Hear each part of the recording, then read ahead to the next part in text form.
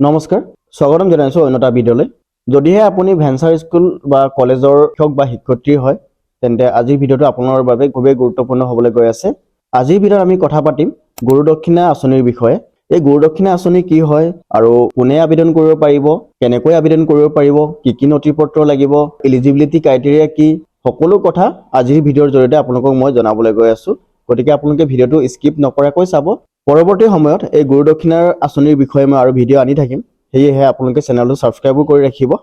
তেন্তে আমি পলম নকৰি ভিডিঅ'টো আৰম্ভ কৰোঁ এতিয়া আমি প্ৰথমতে কথা পাতিম এই গুৰুদক্ষিণা আঁচনি আচলতে কি হয় আৰু কিয় এই চৰকাৰে আঁচনিটো উলিয়াইছে যিসকল শিক্ষক শিক্ষয়িত্ৰীয়ে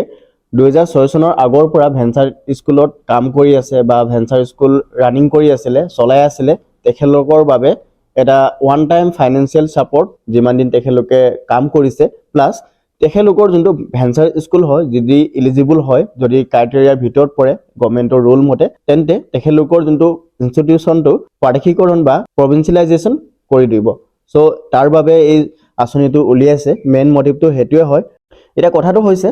এই আঁচনি কোনে আবেদন কৰিব পাৰিব আৰু কিমান টকা লাভ কৰিব বা কিমান ফাইনেন্সিয়েল সাপোৰ্ট পাব চৰকাৰৰ পৰা চাওক যিসকলে 2006 চনৰ আগৰ পৰা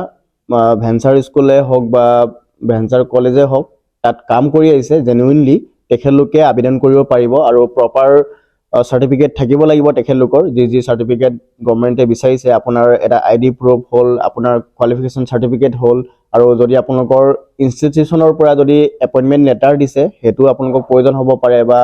যোনটো ইনষ্টিটিউচন হয় তাৰ ৰেজিষ্ট্ৰেশ্যন ডাইচ কোড বা আনডাইচ কোড থাকে সেইটো আপোনালোকক প্ৰয়োজন হ'ব পাৰে সো পৰৱৰ্তী ভিডিঅ'ত আপোনালোকক মই আবেদন কৰিও দেখুৱাম যদি আপোনালোকে মোক কমেণ্ট কৰে আৰু এতিয়া কথাটো হৈছে আবেদন কেনেকৈ আপোনালোকে কৰিব পাৰিব চাওক আপোনালোকে অনলাইন আবেদন কৰিব পাৰিব ইতিমধ্যে চৰকাৰে পৰ্টেল লঞ্চ কৰিছে সোশ্যাল মিডিয়াত বা নিউজ চেনেলত শুনি আছে চাগে কথাবোৰ কিন্তু 15 মাৰ্চত অফিচিয়েলি লঞ্চ কৰিছে যোনটো পৰ্টেল হয় আবেদন কৰিবলৈ আপোনাৰ মোবাইলত থকা এটা ব্ৰাউজাৰ ওপেন কৰিব আৰু সাৰ্চ কৰিব গুৰুদক্ষিণা স্কিম এনেকৈ সাৰ্চ কৰাৰ লগে লগে আপোনালোকে প্ৰথম অপচনতে দেখা পাই যাব গুৰুদক্ষিণা হোম ইয়াতে ক্লিক কৰিব ইয়াত ক্লিক কৰাৰ পাছতে আপোনালোকে ইয়াতে দেখা পাইছে ক্ৰিয়েট একাউণ্ট এই অপচনত ক্লিক কৰিব লাগিব এটা আইডি আপোনালোকে বনাই ল'ব লাগিব আবেদন কৰিবলৈ হ'লে এটা ভ্যালিড ফোন নম্বৰ আৰু ইমেইল আইডি আপোনালোকক প্ৰয়োজন হ'ব আইডিটো ক্ৰিয়েট কৰিবলৈ হ'লে আৰু ইয়াতে আপোনাৰ যি ডিটেইলছ বিচাৰিছে ডিটেইলছখিনি আপোনালোকে এণ্টাৰ কৰিব আৰু এণ্টাৰ কৰাৰ পাছতে আপোনালোকে আইডিটো ক্ৰিয়েট কৰিব পাৰিব